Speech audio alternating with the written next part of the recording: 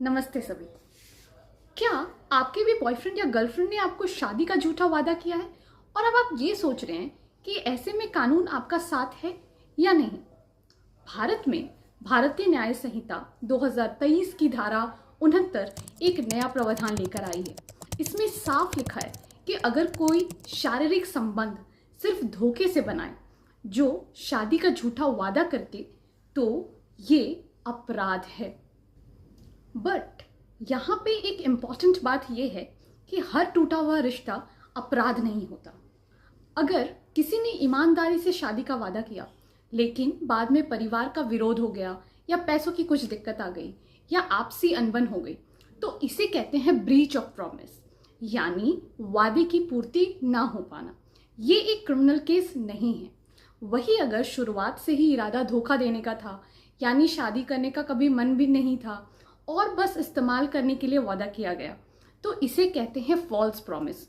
और ऐसे मामलों में धारा 69 के तहत आपको सजा हो सकती है। अब सवाल ये आता है कि अदालत आखिर कैसे तय करती है कि ये वादा सच्चा था या झूठा, क्योंकि ये बहुत डिफिकल्ट है प्रूव करना।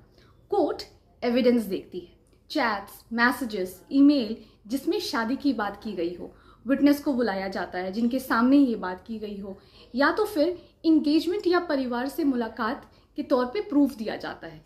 और आरोपी का बर्ताव भी देखा जाता है, जैसे पहले से शादीशुदा होना या बार बार ऐसी हरकतें रिपीट करना। अब हम कुछ केस लॉज डिस्कस करते हैं। Pramod Suryabhan Pawar versus state of Maharashtra में सुप्रीम कोर्ट ने कहा कि शादी का झूठा वादा अपराध तभी होगा जब शुरुआत से ही धोखे का इरादा हो। अगर रिश्ता बाद में सच्चे कारणों से टूटा, जैसे हालात का बदलना और आपसी असहमति, तो ये रेप का केस का अपराध नहीं माना जाएगा। तो अगली बार ध्यान रखिए, शादी का वादा मजाक या इस्तेमाल का जरिया नहीं है।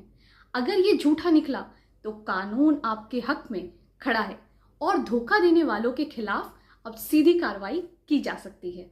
धन्यवाद।